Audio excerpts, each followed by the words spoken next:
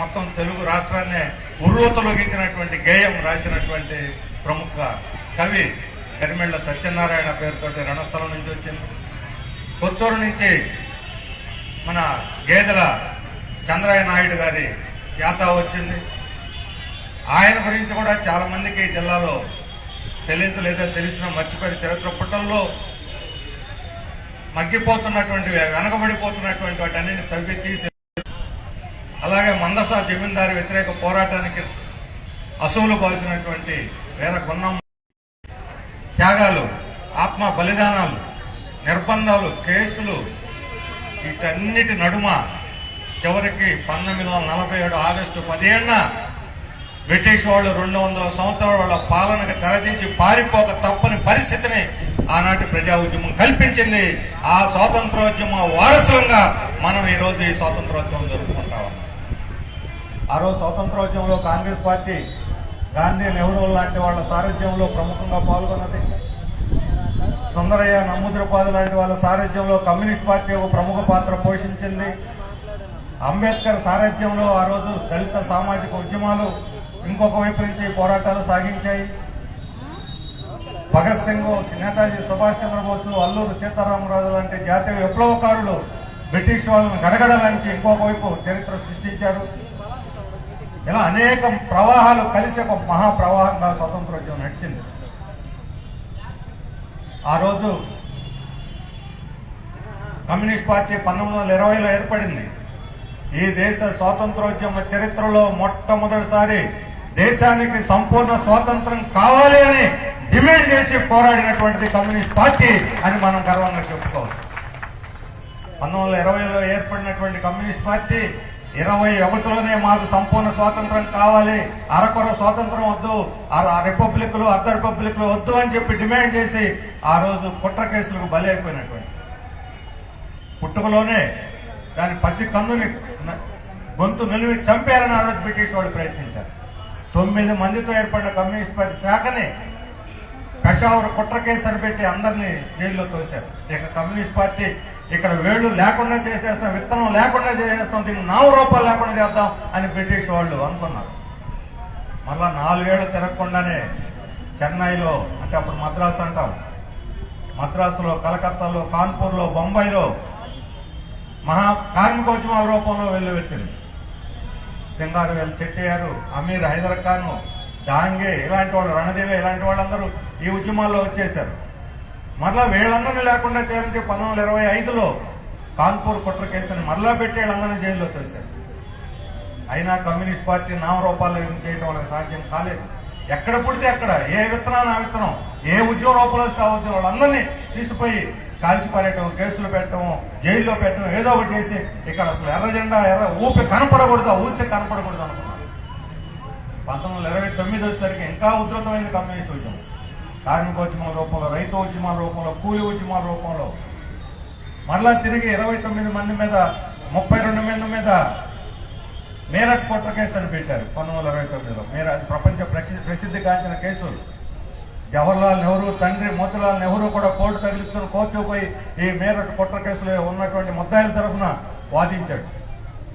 బ్రిటన్లో ఈ మేరట్ కుట్ర కేసులో ఉన్న వాళ్ళ తరఫున ఒక సంఘీభావ కమిటీ ఏర్పడి లండన్లో వాళ్ళు అక్కడ పోరాడారు, న్యాయ పోరాటం చేశారు.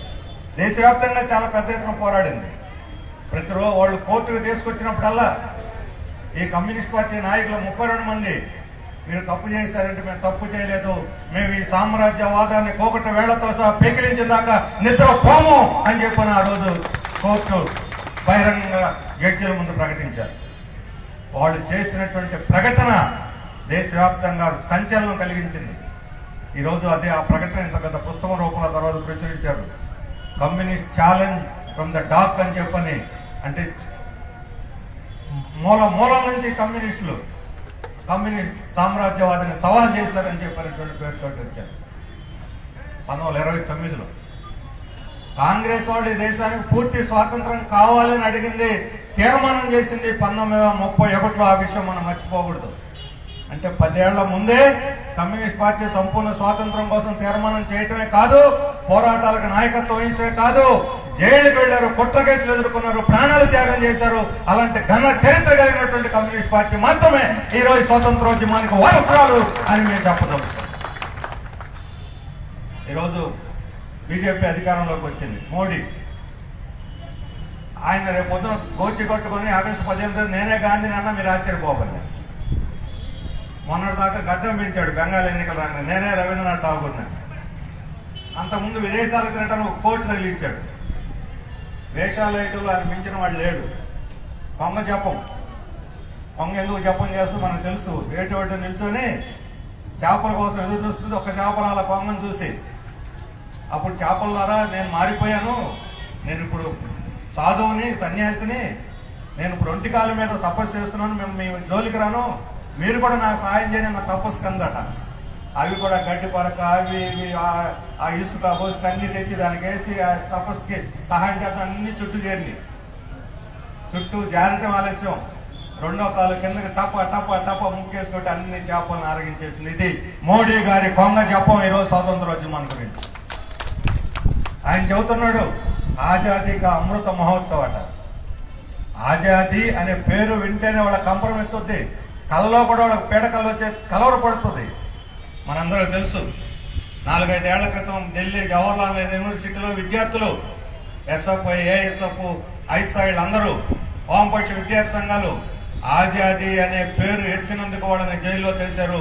మనకు తెలుసు, కన్నయ్య కుమార్ అని చెప్పిన స్టూడెంట్ లీడర్ని తీసుకుపోయి కేసుల్లో కూడా ఇరికిచ్చే కోర్టులో పోలీసులు ఎదురునే బీజేపీ వాళ్ళు కొట్టారు. ఆజాదీ అనగానే వాళ్ళకి ముచ్చెమట్లు పడతాయి. అటువంటి వాళ్ళు ఇప్పుడు ఆజాదీ అమృతోత్సవం జరుగుతారట. ఎవరికి అమృతం? అమృతం అదానీ అంబానీలకి. ఈ 75 ఏళ్ల ఆజాదీలో పుట్టినటువంటి అమృతం అంతా అదానీ అంబానీలకు పనిచేశారు. విషయాన్ని మాత్రం సామాన్య జనానికి విరజిమ్ముతా ఉన్నారు. మనకు తెలుసు, ఆ రోజు పాల సముద్రాన్ని శ్రీ మహావిష్ణువు సారథ్యంలో దేవతల వైపు రాక్షసుల వైపు పట్టుకొని చిలికారు. చిలికితే అమృతం ముందు విషం వచ్చింది. ఆ విషయాన్ని ఎవరో పంచారు? రాక్షసులకు పంచారు. రాక్షసులు అంటే సామాన్య జనం, వాళ్ళ కాళ్ళ కింద నలిగిపోయే బానిసలు. ఆ తర్వాత అమృతం వచ్చింది, వాళ్ళ కళ్ళు కప్పి అమృతాన్ని నీళ్లు కాజేశారు. ఇప్పుడు మోడీ ఆ రకమైనటువంటి సామాన్య జనం కళ్ళు కప్పి అదానీ, అంబానీ లాంటి కార్పొరేట్ కంపెనీలకి దారవేయడానికి దేశాన్ని సిద్ధపడుతున్నాడు. పోరాడి సాధించుకొని త్యాగాలు చేసినటువంటి ఈ స్వాతంత్రాన్ని ధ్వంసం చేయడానికి, నామరూపాలు లేకుండా చేయడానికి, దీన్ని బలహీనపరిచి మరొకసారి విదేశీయులు పరం చేయడానికి ఈరోజు మోడీ నడుం కట్టాడు. రోజు మాట్లాడేది స్వదేశీ గురించి, దేశభక్తి గురించి, భరతమాత గురించి. తల్లి పాలు తాగి రొమ్ము గుద్దాడని చెప్పి అంటారు. అలాంటి ద్రోహులు వీళ్ళు దేశభక్తులు కాదు, దేశ ద్రోహులు. నేనేదో కావాలని తిట్టడం కోసం ఒక పార్టీ కావడం అనటం లేదు. నేను అడుగుతున్నాను, స్వాతంత్రోద్యమం మీ పాత్ర ఏమిటంటే దమ్ముంటే మీరు ముందుకొచ్చి చెప్పండి, ఫలానా వాడు మా నాయకులు, మా ప్రాణ త్యాగాలు చేసిన వేరే యోధులు వీళ్ళు స్వాతంత్రోద్యమం అని చెప్పండి. మేము చెప్పగలం 100 పేర్లు, 1 కాదు 2 కాదు. కమ్యూనిస్ట్ పార్టీ నాయకులు ఆ రోజు త్యాగాలు చేసి ప్రాణాలు అర్పించినటువంటి వాళ్ళు ఎర్ర జెండా ఈరోజు చరిత్రలో చెరగనటువంటి ముద్ర వేశారు. సావర్కర్, చాలా మంది ఆ పేరు విని ఉంటారు అక్కడ ఇక్కడ. సావర్కర్ భగత్ సింగ్ లాగానే తుపాకీ పెట్టి బ్రిటిష్ వాళ్ళని పోరాడి అధికారం దించాలనుకున్నాడు. లండన్ నుంచి వచ్చాడు, ఆయన కాస్త పట్టుకొని అండమాన్ జైలు వేశారు. అండమాన్ జైల్లో వేయటం ఆలస్యం. దేశ చరిత్రలో అండమాన్ జైలు పోయి తిరిగి వచ్చినటువంటి వాడు ప్రాణాలతో లేరు, మధ్యలో వదిలేసిన వాళ్ళు లేరు. చస్తే అక్కడే చచ్చారు, లేకపోతే స్వతంత్రం తర్వాత విడుదలయ్యారు. ఇప్పుడు ఆ జైలు అంతా మ్యూజియం కింద ఉంది. అటువంటి చోట ఆ జైలుకు పోయి 50 ఉత్తరాల మీద ఉత్తరాలు నెలకి 2 నెలలకు 3 నెలలకు ఉత్తరాల మీద ఉత్తరాలు. క్షమించండి, నన్ను కాపాడండి, క్షమించండి, నన్ను కాపాడండి, వదిలేయండి. ఇదే బ్రిటిష్ వాళ్ళకి పెట్టుకున్నాడు ఆయన. చివరకు వాళ్ళకు కూడా సిగ్గేసి ఆ జైలు నుంచి పూనా జైలుకు మార్చారు. పూనా జైలుకు మార్చిన తర్వాత పెద్ద బుక్ రాశాడు ఆయన, హిందుత్వాన్ని. ఆ హిందుత్వ అనే పదం అప్పటిదాకా లేదు. మనం అనుకుంటాం హిందుత్వం అంటే హిందూ మతం ఏమో, దాన్ని ఉద్ధరించడానికి రాశాడేమని. హిందూ మతాన్ని ఉద్ధరించడానికి కాదు. ఆయన స్వామి వివేకానందుడు కాదు, అరవింద ఘోష్ కాదు. హిందూ మతాన్ని ఉద్ధరించడానికి కాదు. ఆయనే చెప్పాడు, హిందుత్వం అంటే హిందూ మతం కాదు, హిందుత్వం అంటే హిందూ ఆధిపత్యం, రాజకీయ ఆధిపత్యం. ఎందుకంటే ఈ సావర్కర్ అనే దేవుడు నమ్మడు, నాస్తికుడు. ఆ సావర్కర్ ఆధ్వర్యంలోనే ఆ తర్వాత ఆర్ఎస్ఎస్ వాళ్ళు గాడ్సేతో కలిసి గాంధీ మహాత్ముని చంపారు. అందులో ఆ కేసులో సావర్కర్ ఉన్నాడా లేదా చెప్పమని మేము అడుగుతా ఉన్నాం. ఇలాంటి వాళ్ళ స్వాతంత్ర సమరయోధులు వీళ్ళు. మనకు వాజ్పేయి గారు ఉన్నారు, అందరికీ గౌరవం, చనిపోయాడు, పెద్ద మనిషి. ఆయన స్టూడెంట్గా ఉండగా క్విట్ ఇండియా ఉద్యమంలో పాల్గొన్నాడు. 3 రంగుల జెండా పట్టుకొని, హై స్కూల్ స్టూడెంట్. పోలీస్ స్టేషన్లో తీసుకుపోయి పట్టుకొని వెంటనే అక్కడ క్షమాపణ ఉత్తరం రాయించాడు. క్షమాపణ ఉత్తరం రాయించి వదులుతాను మీరు వెళ్ళిపోండి అంటే రాసి వదిలేశారు. మిగతా వాళ్ళు మేము రాసేమని చెప్పి మొండికేసి అక్కడే కూర్చున్నారు. ఇలాంటి వాళ్ళు ఎన్నో మంది దొరుకుతారు వీళ్ళల్లో. ఇప్పుడు చెబుతున్నారు సావర్కర్ వేరే యోధుడు, లేకపోతే దీన్ దయాళ్ ఉపాధ్యాయ వేరే యోధుడు, లేకపోతే ఇంకొక గోల్వార్కర్ వేరే యోధుడు. వీళ్ళందరూ ఎవరంటే బ్రిటిష్ వాళ్ళు పెంచి పోషించినటువంటి భారతదేశాన్ని బలహీనపరచడం, పెంచి పోషి విషపు నాగులు వెళ్ళు. భారతదేశం విడిపోవటానికి హిందూ ముస్లిం ప్రాతిపదిక మీద ముస్లింలంతా పాకిస్తాన్ వెళ్ళిపోయింది అని చెప్పినారు. వేరే జాతి కింద ముస్లిం లీగ్ నాయకుడు మహమ్మద్ అలీ జిన్నా ఎంత కారకుడు. ఆర్ఎస్ఎస్ బీజేపీ వాళ్ళు ఆ రోజు ఉన్నటువంటి వాళ్ళు హిందూ మసాఫ్ వాళ్ళు అంత కారణము. ఇద్దరు కలిసి ముందు ముస్లిం లీగ్, ఆ తర్వాత ఆర్ఎస్ఎస్ ఇద్దరు కూడా హిందువులు వేరు ముస్లింలు వేరు, ఈ దేశం ఒకటిగా ఉండాలంటే భారతీయులుగా ఉండాలంటే హిందువులుగానే ఉండాలని వీళ్ళు, మేము ముస్లింలు వేరుపడిపోతామని వాళ్ళు ఇద్దరు కలిసి భారతదేశాన్ని చీల్చారు. ఎవరు ద్రోహులండి? స్వాతంత్రోద్యమానికి ద్రోహం చేసిన వాళ్ళు. ఎలాంటి వాళ్ళు? స్వాతంత్రోద్యమంతో ఏమాత్రం సంబంధం లేనటువంటి వాళ్ళు, బ్రిటిష్ వాళ్ళకి అంత కాగిన వాళ్ళు, దేశానికి ద్రోహం చేసినటువంటి వాళ్ళు, లొంగిపోయినటువంటి వాళ్ళు ఈ రోజు అధికారంలోకి వచ్చారు. మొట్టమొదటిసారి దేశ చరిత్రలో అందరూ సిగ్గుపడాలి. భారతదేశంలో స్వతంత్ర భారతీయులు గుండెల మీద చేసుకునే భారతీయులను చెప్పుకునే ప్రతి ఒక్కరు సిగ్గుపడాలి. ఈరోజు బీజేపీ అధికారంలో ఉన్నందుకు. కొన్ని వచ్చారు, ప్రజలు కావాలనుకున్నారు, ఎన్నికల్లో ఓట్లు వేశారు, వచ్చి ఏం చేశారు? 8 ఏళ్లలో నేను అడుగుతున్నాను, 8 ఏళ్లలో మోడీ గారు బీజేపీ వాళ్ళు ఎవరైనా సరే ఒక్కటంటే ఒక్కటే గుండెల మీద చేసుకుని చెప్పనని మేము ప్రజల కోసం ఈ మంచి పని చేశాం, ఇదే మేము చేసిన పని. మనం అడిగితే చెప్తారు, ఏమని చెప్తారు? 370 ఆర్టికల్ రద్దు చేశాం, రామ జన్మభూమి కట్టాం, జీఎస్టీ తెచ్చాం, పెద్ద నోట్లు రద్దు చేశాం. ఇందులో ఏదన్నా ఒక్కటంటే ఒక్కటి ప్రజలకు ఉపయోగపడేది ఉందండి?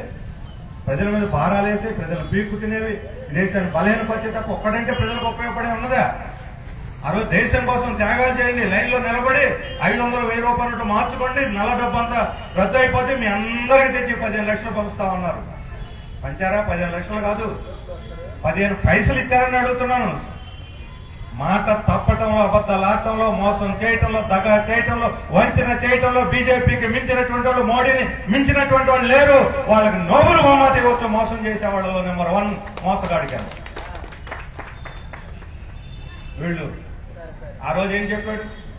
మేము అధికారంలో రావటం ఆలస్యం, గ్యాస్ రేట్లు తగ్గిస్తాం, పెట్రోల్ డీజిల్ ధరలు తగ్గిస్తామన్నారు. 50 రూపాయలకి పెట్రోల్ ఇవ్వచ్చు, డీజిల్ ఇవ్వచ్చు, 60 రూపాయలకి పెట్రోల్ ఇవ్వచ్చు, 400 రూపాయలకి గ్యాస్ ఇవ్వచ్చు. ఈ కాంగ్రెస్ వాళ్ళు ఇటన్ని పెంచేశారు, నాకు అధికారం ఇవ్వండి, ఇటన్ని తగ్గిస్తా అన్నారు. ఇప్పుడు గ్యాస్ రేట్ ఎంత? 1150 రూపాయలు. ఒక్కొక్క చోట ఒక్కో రేటు, 1100 తక్కువ ఎక్కడ లేదు. అంటే మనం ఏమనుకోవాలంటే 11 రూపాయలే, 1100 మర్చిపోయి మోడీ గారు మనకు 11 రూపాయలకే గ్యాస్ ఇస్తున్నారు అనుకోవాలి. ఎందుకంటే సబ్సిడీ ఇస్తాను, మీ బ్యాంక్ అకౌంట్లో సబ్సిడీ వేస్తానన్నాడు. మొదట వేశారు 100, 125. ఇప్పుడు 1100 చేసి ఎంత ఇస్తున్నారండి సబ్సిడీ? మన వాళ్ళు ఉన్నారు ఇక్కడ, మహిళలు అందరూ చెప్పాలి ఎంత సబ్సిడీ ఇస్తున్నారో. 10 రూపాయలు మోడీని దిష్టి తీసి ఆ మురికి కాలంలో పడేయటానికి ఇచ్చాడు. అది కూడా లేదు కొంతమందికి. ఏమనాలి మోడీ గారిని? ఏమనాలి? ఇలా మోసం చేసినటువంటి ఏం చేయాలి? మీరే చెప్పాలి. పెట్రోల్ డీజిల్ ఎంత? ఇప్పుడు 200 వచ్చింది. ఆ రోజు ఏం చెప్పాడు? 60-70 రూపాయలకి ఇవ్వచ్చు అన్నాడు. ఇప్పుడు పన్నుల మీద పన్నులు పెంచేసి మొత్తం మన రోడ్డు మీద పోతే వచ్చే ట్యాక్స్, టోల్ గేట్ కూడా ఈరోజు పెట్రోల్ రేట్లో కలిపేస్తారు. చదువుకునే పిల్లల చదువు టోల్ గేట్లో కలిపేస్తున్నారు. సెస్సుల పేరుతో, లేకపోతే ఇంకో ఆ ట్యాక్స్, ఈ ట్యాక్స్ అని చెప్పి మొత్తం 1000 కోట్ల రూపాయలు మన దగ్గర నుంచి వస్తుంది. ఈరోజు ఎవరికి పోతాయండి డబ్బులు? పెట్రోల్, గ్యాస్, డీజిల్ రూపాయలు ఎవరు ఉద్ధరించడానికి?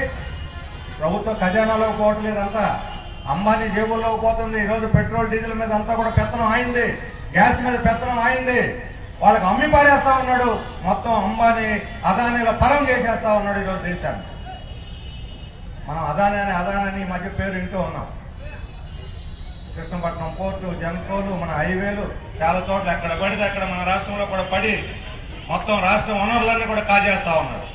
ఒక 5-6 ఏళ్ల క్రితం ఎవరో తెలియదు. దేశంలోనే ఈ పేరు ఉన్నవాళ్ళు లేరు. అంబానీ పేరు ఉన్నారు, తాతా పేరు ఉన్నారు, బిర్లా పేరు ఉన్నారు, కానీ అదాని పేరు లేరు. మోడీకి ప్రాణ స్నేహితుడు. మోడీ ఎన్నికలకు వచ్చి వేల కోట్ల రూపాయలు ఆయనే పెట్టుకున్నాడు. మోడీకి విమానాలు తిప్పింది ఆయనే. మోడీకి ప్రచారం చేసి పెట్టింది ఆయనే.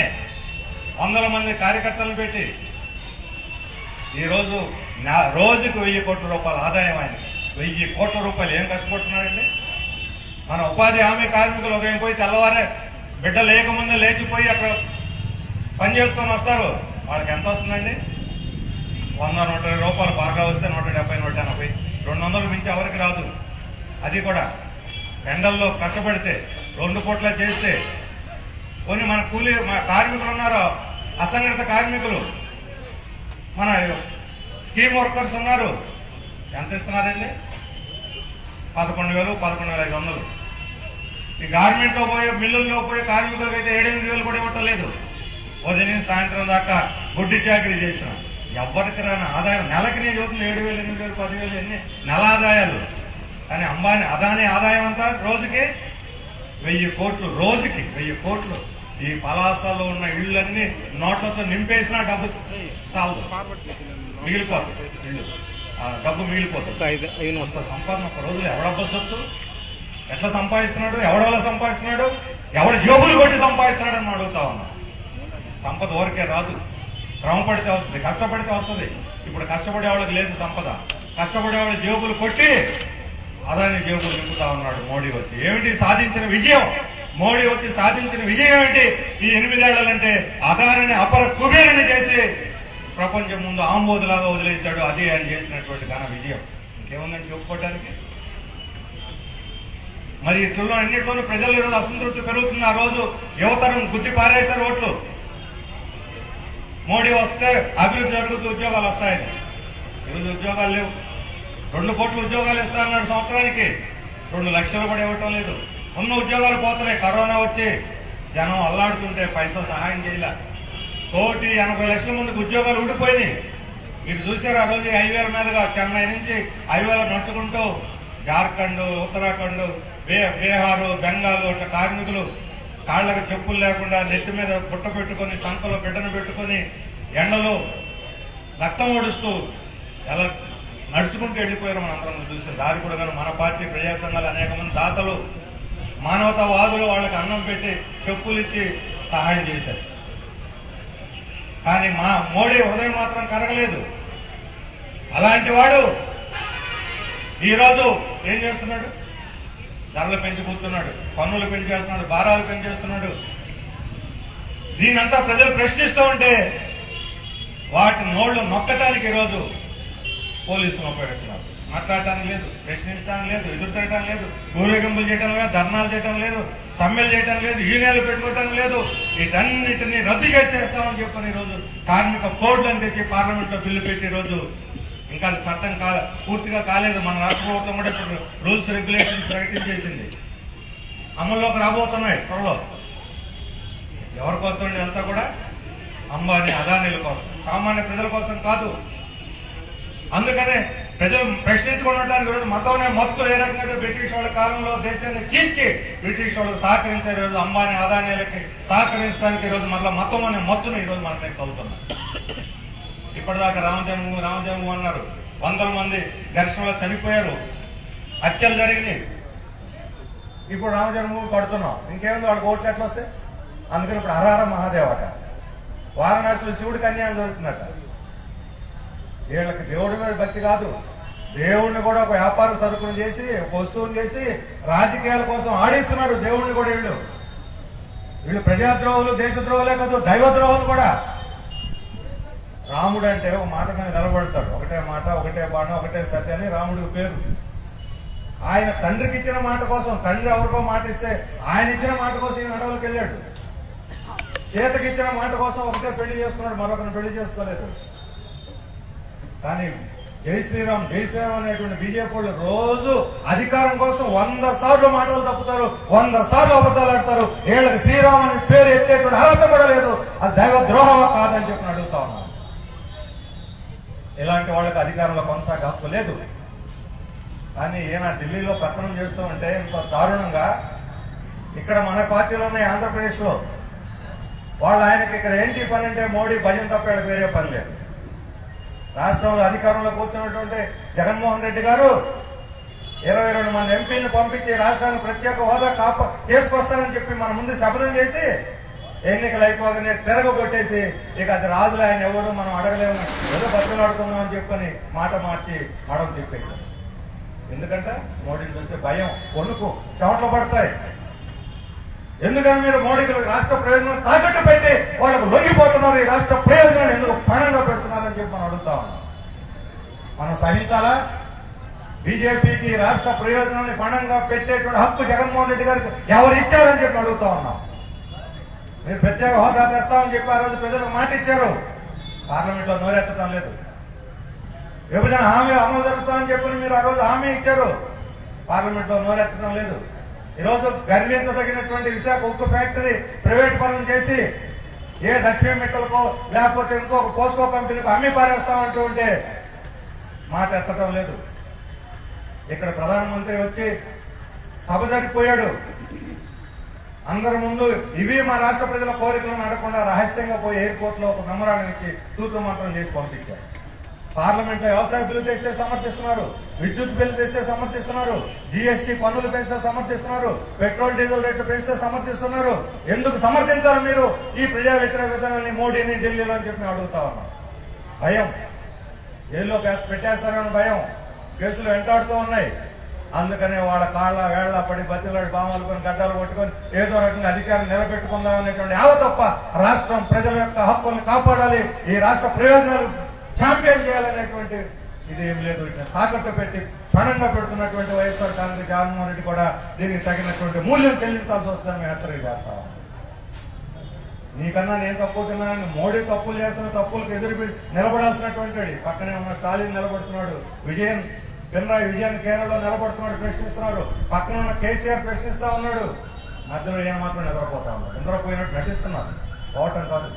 ఎందుకంటే అక్కడ విద్యా విధానం అని చెప్పగానే పార్లమెంట్ లో నేను అమలు జరుపుతా ఇక్కడ అమలు జరిపేస్తున్నాడు.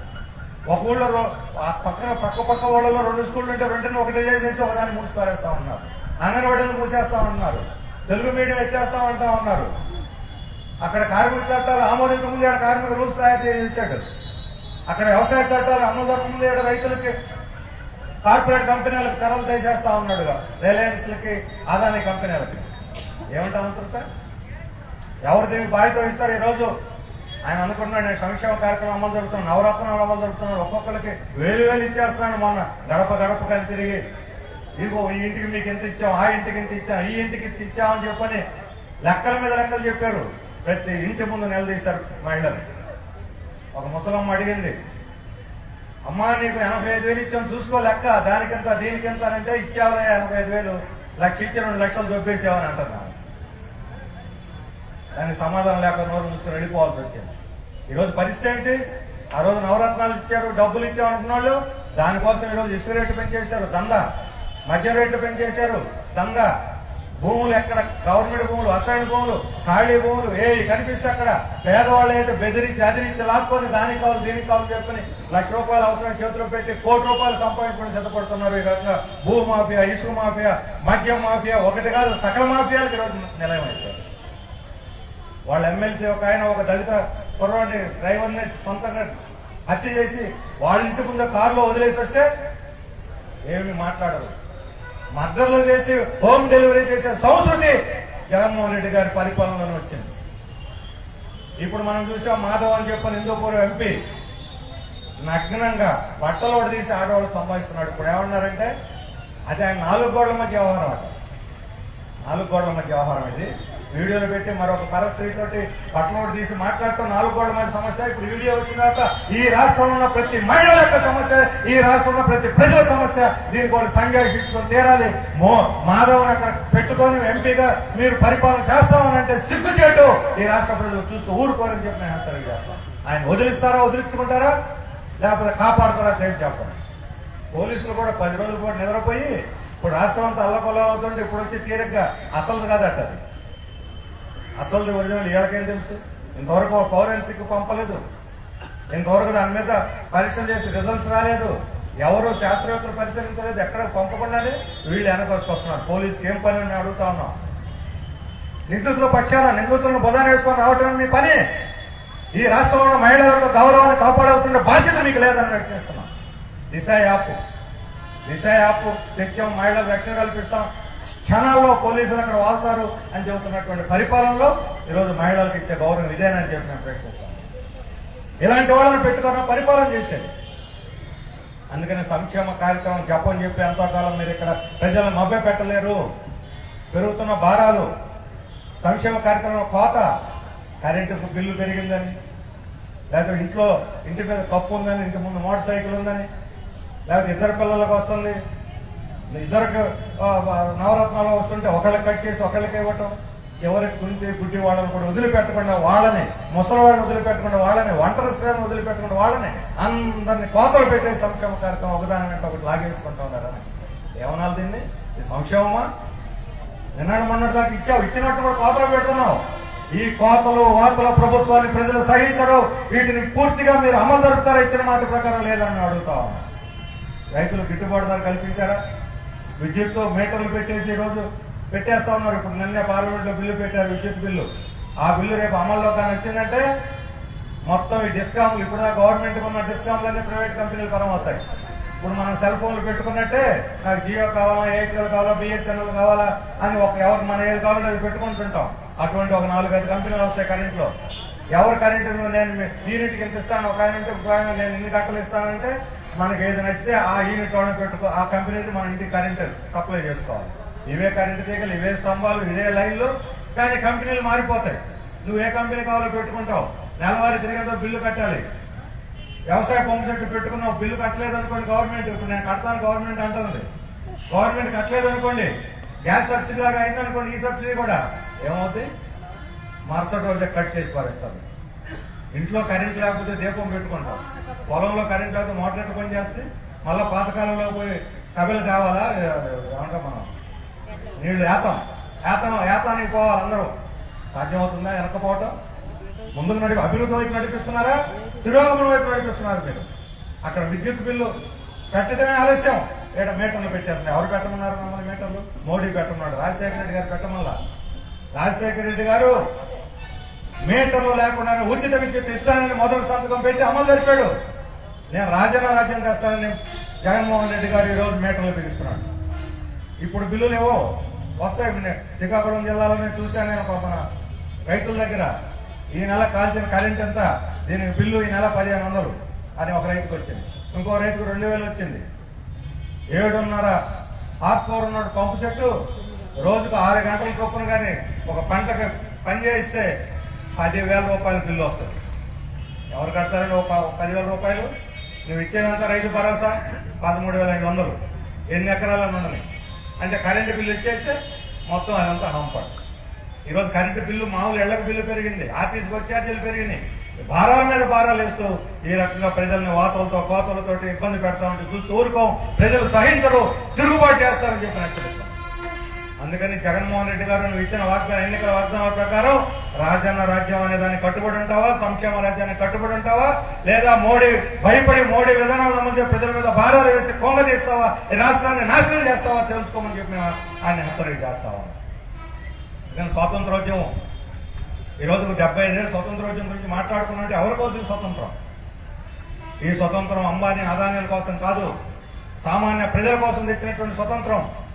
ఆ రోజు జమీందారీ విధానానికి వ్యతిరేకంగా అది మందస్సులో జరగవచ్చు, ఇచ్చాపురంలో జరగవచ్చు, అక్కడి నుంచి చెన్నై దాకా జరిగిన పాదయాత్రలో కమ్యూనిస్టులు, కాంగ్రెస్ వాళ్ళు, గౌతలత్తులు లాంటి సోషలిస్టులు అందరూ కలిసి ఉమ్మడిగా 1000 కిలోమీటర్లు నడిచి ఆ రోజు ఆ జమీందారీ విధానం రద్దయిన తర్వాతే రైతులకు భూమి మీద హక్కు వచ్చింది. పట్టా హక్కు వచ్చింది. ఈ రోజు ఆ రైతుల భూములన్నీ లాక్కొని కార్పొరేట్ కంపెనీలకు అప్పచెబుతా ఉన్నారు అభివృద్ధి పేరుతో. వ్యవసాయం చేయడం అభివృద్ధి కాదా? పంటలు పండించడం అభివృద్ధి కాదా? తిండి గింజలు అవసరం లేదా ఈ దేశానికి? కార్పొరేట్ కంపెనీలు భూములు ఇచ్చేస్తే అభివృద్ధి జరిగిపోతుందా? ఆ కంపెనీలు భూములు తీసుకుని ఏం చేస్తున్నారు? వాళ్ళు భూములు తీసుకుని ఏం చేస్తున్నారు? బ్యాంకులో తాకట్టు పెట్టి లోన్ తెచ్చి ఎగ్గొట్టేస్తున్నారు. 10 లక్షల కోట్లు ఎగ్గొట్టారు. ఆ రకంగా జనం సొమ్ము రేపు ఈ బ్యాంకులు దివాళి ఎత్తితే మనందరం వీధుల్లో పడాల్సింది. దివాళా తీర్చేస్తున్నారు వీళ్ళు. ఎక్కడైనా పరిశ్రమలు పెట్టి ఉపాధి కల్పించారా అడుగుతా ఉన్నారు. పేపర్ మీద తప్ప ఎక్కడ ఉపాధి కల్పించరు. ఇప్పుడు ఈ జిల్లాలో కూడా చాలా చోట్ల పోర్టు పెడతామని వస్తా ఉన్నారు. ప్రజల అంగీకారం లేకుండా మన ఇక్కడ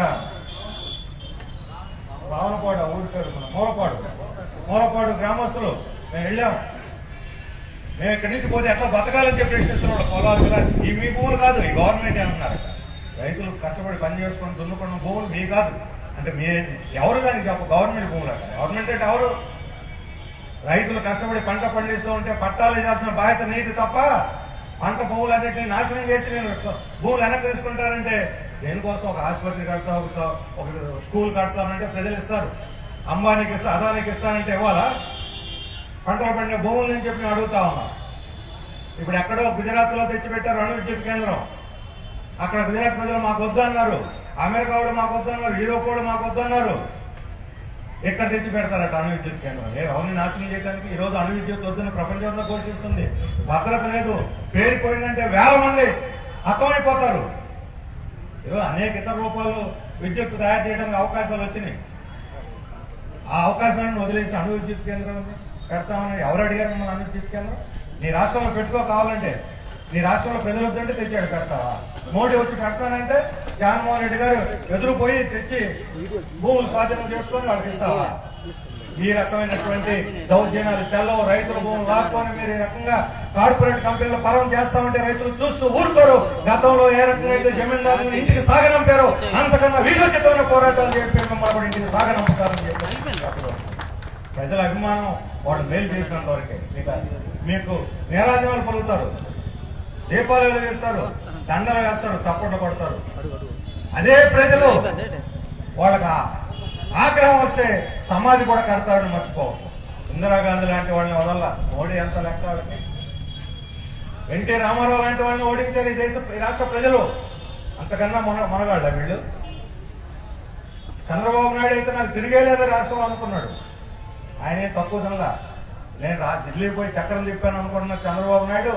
ఇప్పుడు ఢిల్లీకి పోయి మోకాళ్ళ ముందు నిలబడి మోడీకి ఫోటోలు పక్కన నిలబడి ఫోటోలు పేపర్లో ఫోటోస్ చాలనుకునే స్థితికి వచ్చాడు. సిగ్గుపడాలి. చంద్రబాబు నాయుడు గారు లాంటి స్థాయి ఉన్నటువంటి ఒక రాజకీయ నాయకుడు మోడీ ఫోటో పక్కన ఫోటో కోసం వెంపర్లాడుతున్నాడు అంటే ఏమనుకోవాలి? ఏమి మోడీతో మొత్తం ఎన్నికల ముందు ఏం చెప్పాడు? మోడీ సంగతి తేలుస్తా అని చెప్పి అన్నారు. ఈరోజు ఎందుకని సాగలు పడ్డారు? ఆయనకు జైలు వేస్తాను భయం, కేసులు పెడతాను భయం. అధికారం కోసం అవకాశవాదంతో ఈ రకంగా మతోన్మతులతో రాజీ పడతారా మీరు? ఈ రాష్ట్ర ప్రయోజనాలను తాకట్టు పెడతారని చెప్పి మేము ప్రశ్నిస్తున్నాం. ఈ రెండు పెద్ద పార్టీలు ఈ రోజు రాష్ట్ర ప్రజలను తాకట్టు పెడుతుంటే కమ్యూనిస్టులు చూస్తూ ఊరుకోరు, తెగబడి పోరాడతారు ప్రజలను కలిగించి అని చెప్పినప్పుడు. అలాగే ఈరోజు మనందరం పోరాడి సాధించుకున్నట్టు, మన పూర్వీకులు పోరాడి సాధించుకున్నటువంటి రాజ్యాంగం బీజేపీ వాళ్ళు అన్నారు మేమే స్వతంత్రంగా వారసులు అని చెప్పారు. ఎప్పటి నుంచి వారసులు వీళ్ళు? 1946లో స్వతంత్రం రాకముందు రాజ్యాంగం రాయటానికి అంబేద్కర్ నాయకత్వంలో కమిటీ వేస్తే రాజ్యాంగ కమిటీని ఎవరి అంబేద్కర్ ఈయన ఎందుకు వేస్తున్నారని చెప్పి ప్రశ్నించారు ఆర్ఎస్ఎస్ వాళ్ళు. అసలు ఈ రాజ్యాంగమే రాజ్యాంగం, అసలైన రాజ్యాంగం మనువాదం. మన దేవుడిచ్చిన రాజ్యాంగం ఉంది మనకి. బ్రిటిష్ వాళ్ళ రాజ్యాంగం మనకి దేవుడిచ్చిన ఏంటి మనువాదం? ఈ మనువాదంలో ఏముందో చదివి వినిపిస్తే ఆడవాళ్ళు చీపురు కట్టలు తీసుకుని ఆర్ఎస్ఎస్ వాళ్ళు వెంటబడి తరుముకుంటారని మాత్రం చెప్పగలను. ధైర్యం ఉంటే మనువాదం ఏముందో చెప్పండి. మీరు ప్రజలు అప్పుడు అది కావాలా వద్దని తెలుసుకుంటారు. ఆడవాళ్ళను బానిసలు చేసినటువంటి శాస్త్రం. కులాల వారి విడగొట్టి పెద్ద కులాల వాళ్ళు పెద్ద తప్పు చేసిన చిన్న శిక్ష, చిన్న కులాల వాళ్ళు చిన్న తప్పు చేసిన పెద్ద శిక్ష వేయాలని చెప్పినటువంటి శాస్త్రం. అది కులాన్ని బట్టి న్యాయం, ఆడామగను బట్టి తేడాలు. ఇంత పనికిమాలిన నీతిమాలిన తిరోగమన శాస్త్రం కూడా మన లేదు. ఆ మనువాదాన్ని అమలు చేయటం అంటే 3000 సంవత్సరాల నాటి కనుక తీసుకోవటమే. ఈ వ్యవసాయంలో పరిశ్రమలు అభివృద్ధి శాస్త్రం అంత పక్కన పెట్టి ఆది మానవులాగా గొడ్డలు తీసి పారేసి ఆకులు కట్టుకొని తిరగాల్సిన పరిస్థితి వస్తుంది రాజ్యంలో. వెనక్కి నడిపేయాలని ప్రయత్నిస్తాను సమాజాన్ని. కమ్యూనిస్టు సమాజాన్ని ముందుకు తీసుకుపోవాలనుకుంటుంటే బీజేపీ వెనక్కి నడిపించడానికి ఈ శాస్త్రాలని పురాణాలని కథల్ని ఉపయోగించుకొని ప్రజల్ని మత్తులో ముంచి చేయాలని చూస్తున్నారు. ఈ 3 అడుగుల జెండా జాతీయ జెండా. కొంతమంది అడుగుతున్నారు కమ్యూనిస్టులు ఏంటి జెండా పెట్టారంటారు. వాళ్ళు ఏమనుకున్నది కాంగ్రెస్ జెండా. ఇప్పుడే కాదు 50వ వార్షికోత్సవంలో కూడా కమ్యూనిస్టులు దీన్ని ఎగరేశాం. 75వ వార్షికోత్సవం సందర్భంలో ప్రత్యేక సందర్భంలో రేపు ఆగస్టు 15వ తేదీన పార్టీ కార్యాలన్నింటి మీద సమున్నతంగా ఈ జాతీయ జెండాను మేము ఎగరేస్తాము. అన్ని చోట్ల ప్రజలు దీన్ని ఎగరేసి ఈ స్వాతంత్రాన్ని కాపాడుకోవడానికి దీక్ష తీసుకోవాలని చెప్పి మేము కోరుతాం. స్వాతంత్రానికి ద్రోహం చేసిన వాళ్ళు ఈరోజు స్వతంత్రాన్ని సమాధి కట్టాలి, ధ్వంసం చేయాలని వస్తూ ఉంటే స్వతంత్రం కోసం పోరాడినటువంటి కమ్యూనిస్ట్ పార్టీ మాత్రం చూస్తూ ఊరుకోదు. ఆ స్వతంత్రాన్ని కాపాడుకొని తీరుతామని చెప్పని మనం ప్రతిజ్ఞ చేయడానికే ఈరోజు జాతీయ జెండాను మనం చేతిలో పట్టాం. 15వ తేదీ ప్రతి చోట ఎగరవేస్తాం. ఈరోజు ఆ రాజ్యాంగాన్ని ధ్వంసం చేయాలంటే సహిస్తూ ఊరుకోం. ఈ జెండాని ఆర్ఎస్ఎస్ వాళ్ళు 2002 సంవత్సరం దాకా ముట్టుకోలేదు. ఇది అసలు జాతీయ జెండా కాదు. ఈ 3 రంగుల జెండా ఏమిటి, మధ్యలో చక్రం ఏమిటి? ఎందుకంటే ఆ చక్రం అశోక చక్రం. అశోకుడు బౌద్ధుడు, హిందూ కాదు. అందుకని ఈ బౌద్ధ మతం వాళ్ళు ఈ చక్రం మనకెందుకు? తిరస్కరించినటువంటి వాళ్ళు కాషాయ జెండా కావాలంటే కాషాయం ఎక్కడదండి? మన పురాణాల్లో కాషాయం ఉందా? మన పురాణాల్లో అన్నిట్లో కూడా రక్త తిలకం మహిళల్లో బొట్టు పెట్టుకునే తిలకం ఏ రంగులో పెట్టుకుంటారు? కాషాయంలో పెట్టుకుంటారా, ఎరుపులో పెట్టుకుంటారా? పారాయణ ఏ రంగులో ఉంటుంది? పసుపు తెలుపు కలిపితే ఎరుపు. కానీ కాషాయం కాదు. కాషాయం లేదు మన సంస్కృతిలో. ఎరుపు ఉంది. ఎరుపే మన వారసనం. ఈ ఎరుపునే ముందుకు తీసుకుపోవాలని చెప్పిన రోజు స్వాతంత్రోద్యమంలో ఎర్రజెండా పుట్టింది. కానీ దీన్ని గుర్తించడానికి వాళ్ళు నిరాకరిస్తున్నారు. జనగణమన రవీంద్రనాథ్ ఠాగూర్ రాసింది పనికిరాదన్నారు. ఆర్ఎస్ఎస్ ఎన్ని కళ్ళకాగితం మీద అక్షరాల మీద ఇప్పటికీ ఉన్నాయి వాళ్ళ పత్రికల్లో. కావాలంటే వాళ్ళని బహిరంగంగా సవాల్ చేస్తున్నాం, చెప్పుకోండి సమాధానం అని. జనగణమన వద్దు, 3 రంగుల జెండా వద్దు, రాజ్యాంగం వద్దు. ఎవరండి వీళ్ళు? ఏమనాలి వీళ్ళని? దేశ ద్రోహులు అంటే చిన్న మాట. భరతమాత గుండెల మీద తన్నేటువంటి వాళ్ళు ద్రోహం కాక ఏమనాలని చెప్పాలి. మత సామరస్యాన్ని హిందూ ముస్లిం గొడవలు, హిందూ క్రిస్టియన్లు, హిందువులు అంటే ఎవరండి? హిందువులు తప్ప ఎవరో ఉండకూడదు అంటారు. హిందువులు అంటే ఎవరు? ఎవరైనా ఎవరైనా పోయి అడగండి. మీరేమిటి వాళ్ళని అడిగితే ఏం చెబుతారు? నేను హిందువులని ఎవరు చెప్పుకోరు.